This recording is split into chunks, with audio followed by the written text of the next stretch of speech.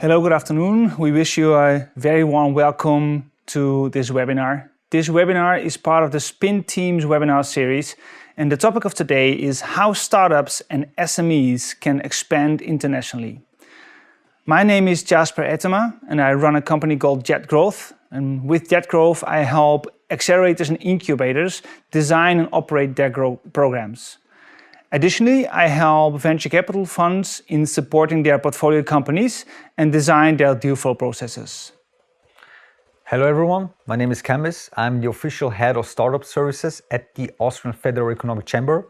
So my daily business is about helping other founders to set up their startup here in Austria, but also how to enter into foreign markets. And in today's webinar, we'll give you a sneak peek on how to actually scale and internationalize into different countries. So basically, we will touch on who should start thinking of entering new markets and when time is right.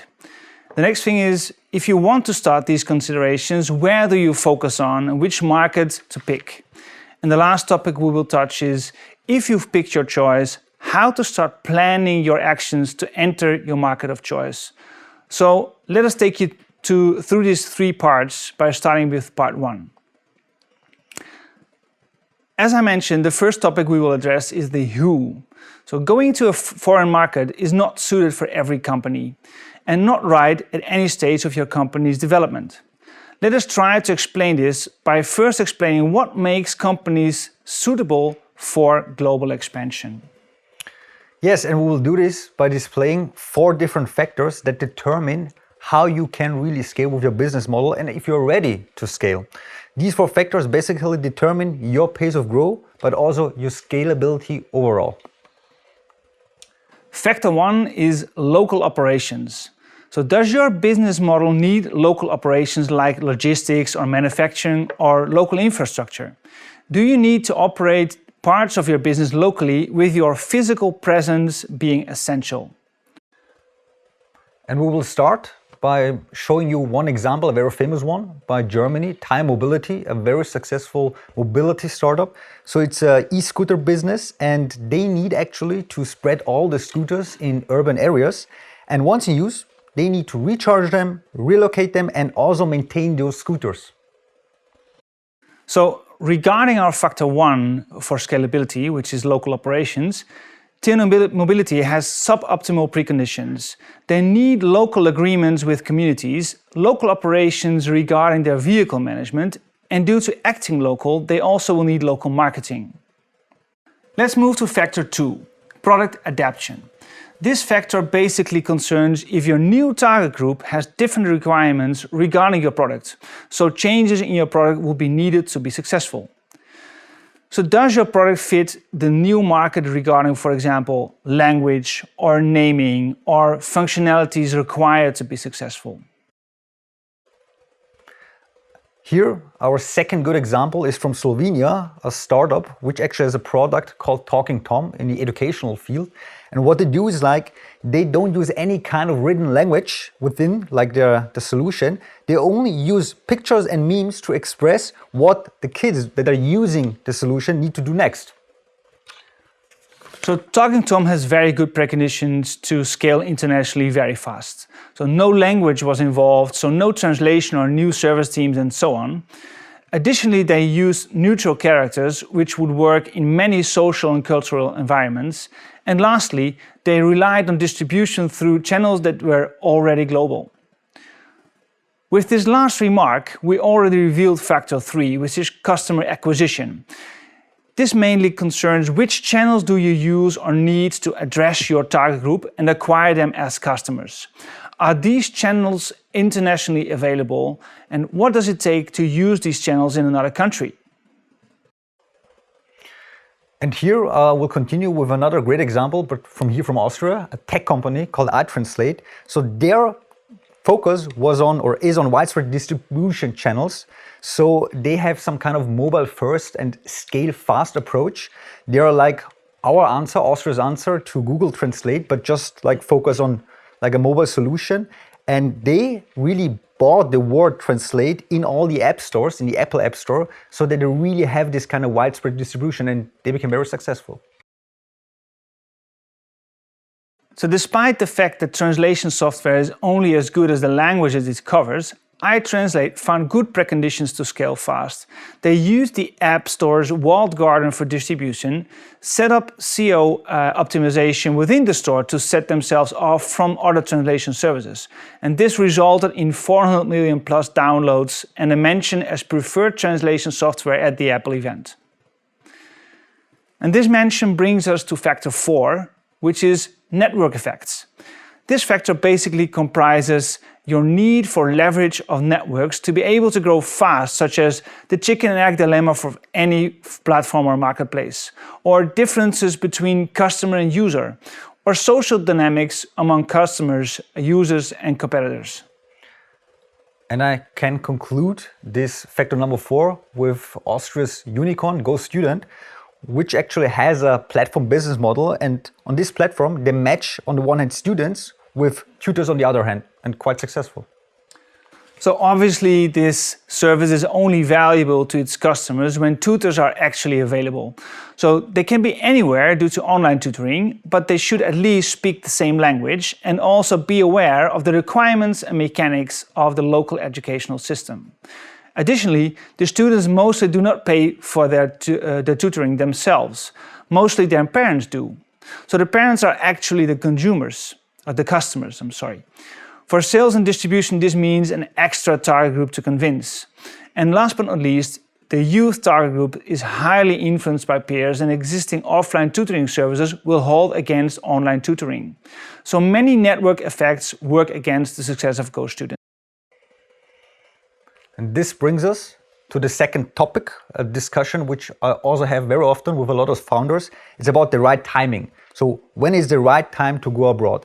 And we want to display this by portraying like all the different steps a startup has to go throughout the startup life cycle. So what do we have? We have the ideation phase, which is about the idea itself. We have the conception phase, which is about, okay, now we have an idea, but we want to make a real deep, in-depth concept. Third, now let's go develop it, build a product. And fourth, all the different phases within the market operation, which is then running the business. Now, these activities result in a curve displaying market revenues over time. So the typical S-curve for your beachhead market. The steep part basically proves product market fit, and the steeper this curve, the better the fit. Now, what is scaling actually? What does it mean from a startup perspective? So once you have the proof of concept, the proof of market within a specific actually country, let's say Austria, or any other European country, you decide, okay, now it's the right time to scale into other foreign markets as well. Your growth activities mainly consists of finding new markets and entering them consequently. This brings you then, in the end, to doing consecutive proofs of market in all the different markets you want to enter, growing one market after the other. And if you do it simultaneously, it's more complex and difficult, but it can also work. So the main question is, once you have customers in your home market, which means you have reached proof of market of some kind, where is your next customer group? So in which country, which geographical region? So let's conclude this part 1 with some questions about the key takeaways. Are you ready? Then here we go. Question number 1. Which factors enhance global scalability? Please choose the correct answers for each topic. Does little need for local activities or much need for local activities enhance global scalability? Secondly, does high necessity for product adaptation or low need for local adaptation enhance global scalability? Thirdly, how does the speed of customer acquisition enhance global scalability, online or offline customer acquisition? And finally, does high leverage through network effects or low leverage enhance global scalability? Now to question number 2. When is the right time to start expanding your company to the next target group? Please choose from idea phase, concept phase, development phase, revenue phase, growth phase, or scale phase. this actually brings us to the second part of our webinar, which will show you a sneak preview of how to choose which market you should enter next. And there's some really major mistakes you can make. I know it from actually my own experience, that you just pick the neighboring country because it's physically very close. It's easy, let's go there. That you pick a country that you really like because you believe it's a good market to enter, or any other subjective pick. But this is not actually how you should approach it. It's about data, it's about research, which we'll hear now. Usually startups actually pick the first foreign country where they already have some requests, right? So the key in picking your next market is matching internal strengths and weaknesses with external opportunities and threats. Today, we'll focus on the external side and how to evaluate opportunities and threats really objectively. So objectively, in this sense, means making a solid data-supported decision. And to do so, you want to consider these 6 steps. First, you have to choose criteria to judge your different markets. Secondly, you have to find sources for data describing these criteria. Then thirdly, you have to set a scoring range to be able to judge each market. And fourthly, you have to evaluate the most descriptive criteria. Then you assign weighing factors to your criteria. And last but not least, after setting up your personal framework, you have to score each market on each criterion to come up with a final score for market attractiveness. So thank you very much, Jasper. So we heard it's not about subjective decision making, it's about objective decision making, it's about having the data. So by using these points you just mentioned, you really can compare the attractiveness of all the markets you want to enter and then pick the one which is really most attractive, which has the highest potential, the highest growth potential for your business. So let us explain some of these steps a little bit closer. So step 1 in finding good criteria, you might want to look for criteria that obviously are relevant to your product or business and offer data accessible at low cost and also show a trend and not just a status, and discover a risk or display an opportunity. So by focusing on these points, you will be able to find good criteria to describe and separate your potential markets. Now, additionally, you might want to have each of the PESTEL categories, so the categories from the PESTEL framework, to be represented by your criteria. So you might want to use data showing either political factors, some economical factors, some societal factors, not just social factors, technological factors, ecological factors, and of course legal factors. Regarding step 2, finding sources for this data for your criteria, here are some examples of sources for good market data. For example, the World Bank offers a large database of good data. The World Trade Organization does as well. Of course, the United Nations offers a wide range of data sources, and Eurostat, of course, is very well known to provide good statistics. So thank you again, Jasper, for all these useful insights. So step number 3, regarding the values of your criteria and how you rate these values, might also need some attention. So please tell us more about it. Well, this step is actually quite simple. If you just take the lowest realistic value of your criterion and rate this with 0, then you take the highest realistic value and determine this to be 100. Now you can rate the values you gain through research your sources from 0 to 100. The only exception to this simple rating procedure is when the values are clearly exponential. So once you have all these values for all the different countries, you just put them together, compare the total score, and then you can really basically figure out which is the country you should enter because it's the most attractive one. Exactly. So if you do this for all the criteria you've chosen, you can compare the total score and see which country is the most attractive to your business. For those who are interested in practicing such a market comparison, I work with a template called the Quantitative Market Selection Template. So we can have a quick preview if you like. On sheet 1, you can display your criteria, evaluate and rank them. And additionally, you can define your scoring ranges in here and link the sources providing the data for this criterion. Sheet 2 provides a pair comparison to establish weighing factors for the top 10 criteria you picked. And last but not least, Sheet 3 offers the ability to rate and score criteria for different countries or regions. And the overall score shows the attractiveness of this market to your business. So we will actually provide you, or we'll provide a template for you via link in your documentation, but please be aware, copy, the template and then use it, because otherwise all the data will be lost. Yeah, exactly. So now to conclude part 2 of this webinar, please be aware of the limitations of this methodology. First of all, it reflects external views only, so internally you'd still have to work something out yourself. Then the methodology allows for some subjectiveness when it comes to rating the values of your criteria. And then your strengths and personal abilities are also not taken into account. So how to take these internal aspects into account then? So we won't go into detail here, but just some things we want to share with you which you can do. First of all, a skills assessment of your team in terms of the competences. Then a culture assessment. It's also very important when it comes to sharing the same values.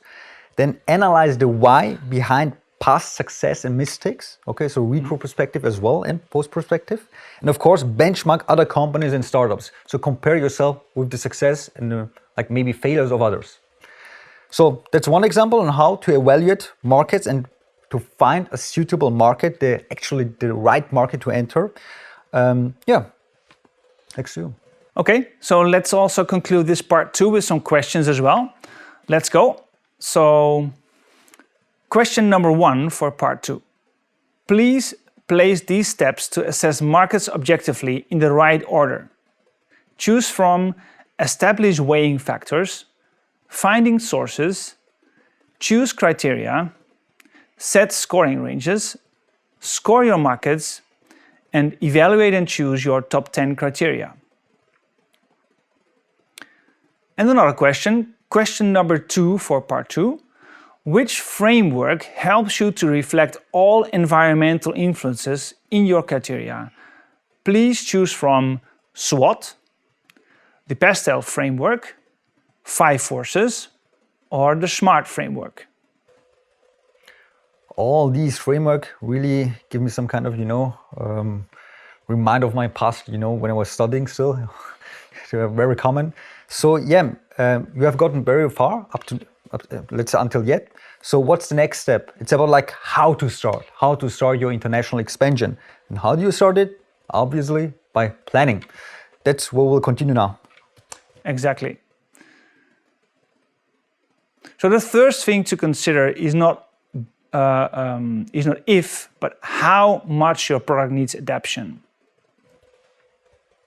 So one of the main issues here is to consider that despite your success in the home market, which can be really quite staggering, maybe in a new market, your product or brand, is it differentiating? Is it new? Does it have the same standing? So these are some difficult factors. Therefore, the segment of the target group you will be initially aiming at, so the first step, the first target group, will be the mostly type, let's say, or in most cases, these kind of early adapters or innovators we often hear about. Exactly. So this assumption basically means you're starting your market validation from new by considering which features an MVP for this new market would need, getting feedback on this minimal viable product from the market, and then adjusting your minimal viable product and provide to the next larger group. And here there can be quite major mistakes you can make when entering into the market, because first of all, we get back to it's about market and customer research. Very important, don't just make assumptions and then go for them, validate them. Number 2, don't expect that the social dynamics in this new country is the same compared to your home market. There can be a lot of cultural differences, okay? Again, research is key. Third, also don't assume that the new market will exactly work in the same procedure like back at home. You can use some elements, but it's not the same. So the next consideration regards your entry mode itself. Exactly. So generally spoken, all options to enter a market come down to one out of three modes.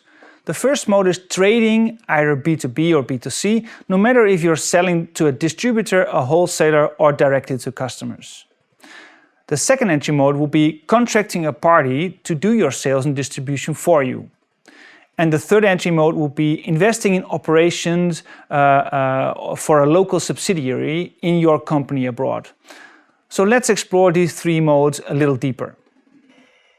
Yeah, so that's where we head into like supply chain, which is very important. So in mode number one, you're basically selling to the next party within the supply chain. Okay, this might be, for instance, a distributor who again sells it to a wholesaler, who then provides your products to retailers, who then in the end sell it to the customer.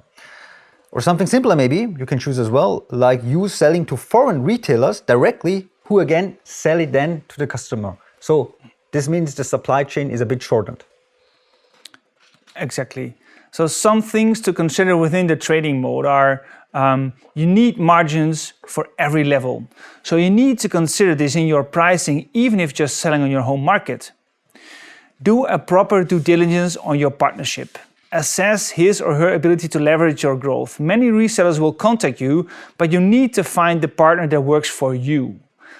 And then, of course, close proper trade agreements, which are not exclusive. Allow flexibility and incentivize success.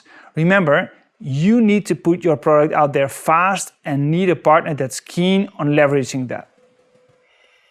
So, and if your product is digital, which has been very common for a lot of startups recently in the last years, which actually focus on like a platform business model, it might be very tempting to just start selling your product directly to the customer so that you again shorten the supply chain. Of course, this can lead to a higher margin for you and profitability, but still there are some issues, some challenges you need to tackle before really being successful. Yes, indeed. And with digital services, legislation might determine where you deliver your services. So this determines the legal requirements to your product and distribution. And secondly, one of these legal requirements might concern consumer rights related to e-commerce, which are very, very complex. And last but not least, where you deliver your products also determines which taxes you have to pay. So entry mode number two is about like using some kind of third party who operate in your foreign market. So it's not just you, but someone else, a third party, who will do it actually the job for you. There are like different types and categories where we can use this. First, just license your tech, your IP, to allow your partner developing his or her own product, which can be actually quite profitable. Second, white labeling, meaning if you have a product and you give it to a third party, they can use their own brand and using the product and selling it within their own name. Still, you can generate a lot of money by using it. And number three, entirely franchising, which has been very like dominant within the last couple of, let's say, decades, I would even say. Also another option to how you can actually internationalize. Which brings us to entry mode number three. Entry mode number three considers investing in a legal entity as a subsidiary of for the foreign market. So depending if you allow partners and if you're starting something new or are looking for a partner with an existing presence, you might want to choose one of these four options. Either fully owning a subsidiary which you operate alone, looking for a partner to start something together in a joint venture, or looking for a partner bringing in existing networks and relationships into a venture, or acquire and merge with a local competitor or similar. So not all of these, or let's say not all of these models are immediately relevant to startups. So let's focus on the most relevant ones based on like data and experiences. First, selling your digital product on your own and directly to the end consumer, which we have actually talked about before. Second, working with, let's say, one or two resellers who then operate in the market. And if your product, for instance, includes a hardware, this could be one option. Third, white labeling, which we have been talking about before, where others use actually your product, but within their own brand. What startups also do, they just open up a foreign subsidiary, particularly in the B2B business environment, business to business, because there you need some kind of, a team who understands the market and who can sell the product. And if you have, let's say, go through a lot of fundraising rounds, let's say Series B, Series C, and you have a lot of liquidity, what a lot of startups do, who are quite bigger, they start like buying smaller foreign like competitors with this money, and they can also operate with them as well. So eventually, the choice of your entry mode also determines how your production, logistics, and distribution will work on your foreign market. So let's take a look at this. So again, we have three basic, most common options. The first option is operating a digital supply chain. It basically, if your product is digital. The second option is shipping to your partners, contractees, or subsidiaries. And the third option, obviously, is deploying mainly local operations. So for the first option, digital supply chain, it's actually what we have been talking before. Okay, I think that's quite clear now. So what are the main challenges? Yeah, first of all, legal, but also taxation. Mm-hmm. And don't forget the customer service as well, because you can sell the product maybe digitally, but you need people and within your team who can also serve them and like support them afterwards. That's very important. Exactly. The second option concerns trading as an entry mode, and other entry modes which concern shipments of products. So in this case, 4 major topics need to be covered in advance. First of all, customs clearance does not concern us as much within the European Union. However, as soon as you're shipping, for example, to Switzerland, into the UK, or into the US, these topics need your attention. Taxation is an issue for value-added tax, but also with revenues from subsidiaries and dealing with international shipments. So do reserve a budget for specialists to support you on this topic. And as soon as shipments are involved, you need to plan and budget your logistics operations. Where to store and how to process orders physically is often underestimated. And of course, this goes the other way around as well. How do you plan to handle return shipments from customers? Do you have a team covering this issue, and which processes do you implement? So the last option in your supply chain is about like setting up local production and distribution, which can be quite, financially very intensive. So let's take a look at this. This option actually concerns setting up an entire new company in the foreign market, including a team and its management, which again can be very cost intensive. Additionally, you need some kind of human resource department as well, who are equipped with financial budgets because they need to hire. To pull all these together to products, you will need to search for infrastructure, offering the right possibilities in the right location. So first of all, you need to do the research and then set up, all these local facilities. And last but not least, your local production within the country needs raw materials. Actually, that will be very probable. So which means you will have to build a local supply chain as well in the foreign country and partnerships accordingly so that it really can, or that you can start running your business. So with this last topic, covering internal processing, within your company, once you have entered a new market, let's finally have a look at how to operate within the foreign market. Exactly. So your market entrance in this new market can basically be broken down into 3 steps: arriving, understanding, and hacking your new markets. So let's try to understand this a bit better. As explained before, your first intention must be to find the segment of pioneers and first movers within your target group. This means you build personas for your target group, then try to differentiate the pioneers and personas from your majorities. Try to find identifiers for differentiation so you can separate as clearly as possible. And look for pioneer ecosystem platforms or communities. Once you identify these ecosystem, platform, and communities, mingle. Get in the middle. This will give you the possibility to gather feedback for your local minimal viable products and offer sales opportunities. So now, step number 2, it's about understanding your target customer, which is already difficult in the domestic market, but once you enter a foreign market, it becomes even more difficult. So what's their decision-making behavior? What are the problems they have? What kind of solution do they look for? Is it the same, or does it need to be adjusted, to local customs? And third, how do they communicate? How can you really start selling your product to them? Again, very difficult, and also from my past experience, one of the biggest challenge someone can has when you enter like a new market. So one of the tools often used in this second step is the book and methodology, The Culture Map by Erin Meyer.